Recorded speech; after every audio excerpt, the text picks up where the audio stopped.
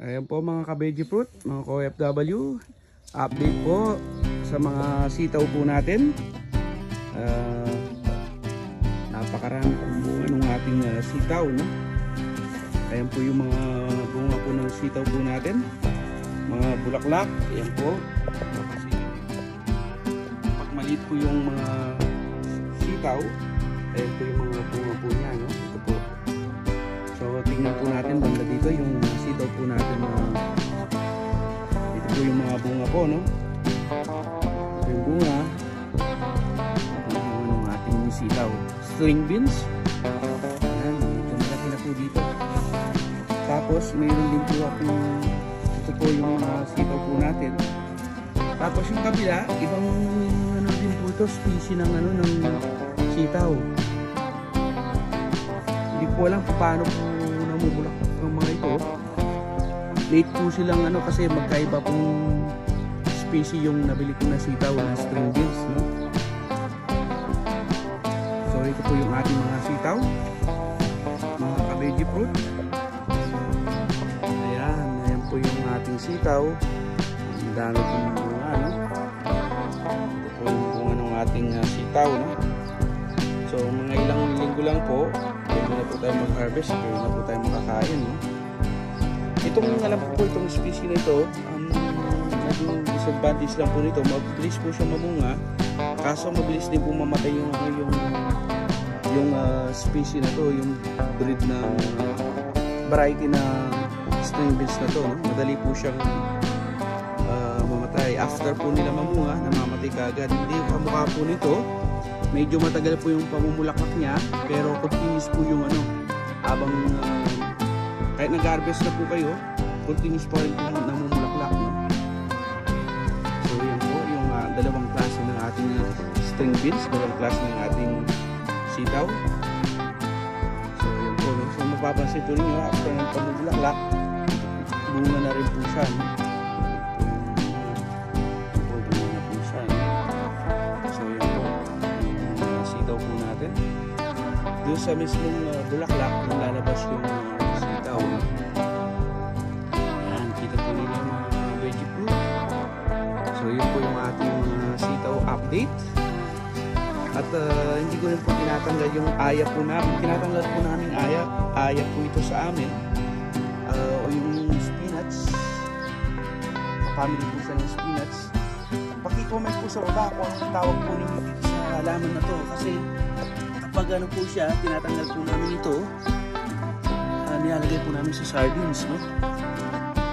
Pag-i-message naman po kung anong tawag sa inyo yung aya sa amin sa kontakan o spinach, tinatawag po namin spinach. Dalawang klase po ito, may female, ito po female po ito. Yung may mga tinik po, yun po, kinakain din po namin yun. Tinatanggal namin tinik, tapos tinatanggal namin yung balat, pati yung stalk niya kinakain po namin, no? Ito po, malaki na po siya, oh. So hindi ko po tinatanggal para may pangluto din po yung mga parents po natin, no? Kasi mahilig po silang kumain ng vegetable. Yan, so mapapansin nyo, malaki na rin yung ating mga mais. May bulaklak na rin po, oh. So ibig sabihin, pag na may bulaklak na po, ibig sabihin alilitaw na rin po yung ano, yung bunga, no? Yan, mapapansin ko dito. Pakita ko po sa inyo yung litaw na ano. Ayan, mga ka-veggie fruit. Ayan yung bulaklak ng ating mais, no? Pero mas ano po doon sa kabilang side, no? Tapos ito naman po yung ating kalabasa, mga ka-veggie fruit. Malaki rin po, no? Mga ilang araw po, siguro 2 araw lang po. So lalagyan po namin ng balag niyan dito, yung trellis na pag ganon, para umaba po yung ating mga kalabasa, no? So yun po yung kalabasa update po natin, yung pumpkin. Tapos yung ligaw na upo. Ayan yung ligaw na upo. Pinabayaan lang natin na magano lang siya, mag-scroll lang siya sa baba. Pero yung kalabasa natin, upright po yung paglaki po nila, yung pataas po, no? Nandito po banda yung ating ito po yung namumulaklak na mais, mga ka-veggie fruit. Ayan, may mga bulaklak na po yung ating mais. So ibig sabihin sa baba po niyan, nandyan na po yung bunga. Ayan, ayun oh, may bunga na po yung isa. Ito po. Nagsisimula na po yung bunga niya. Ganun din po yung isa. Ayun po yung sa baba. Tapos ito po, no? Ayun po, namumulaklak na po sila. Mga ka-veggie fruit. So yung sa kabila, mayroon din po. At good news po mga ka-veggie fruit. At may sa dami ng tinubo na siguro mga 20 pieces na ampalaya. May tumubo rin po pala ng ampalaya. Kung saan ko tinubo dati yung ampalaya, dito ko rin po pinula yung ating upo, no? Ito po yung upo natin. At mayroon po nakapag-survive na upo, no? Ayan, nang upo. Yung pong ampalaya, yung bitter melon. So nag-iisang bitter melon po natin yan sa ating garden. At yung ating lima beans. Yung lima beans po natin, namumulaklak na rin. Ay, naku po, good news. May bulaklak na rin yung lima beans, no? Mga ka-veggie fruits. Ayan. From bottom, oh. Pataas, may bulaklak na rin, no?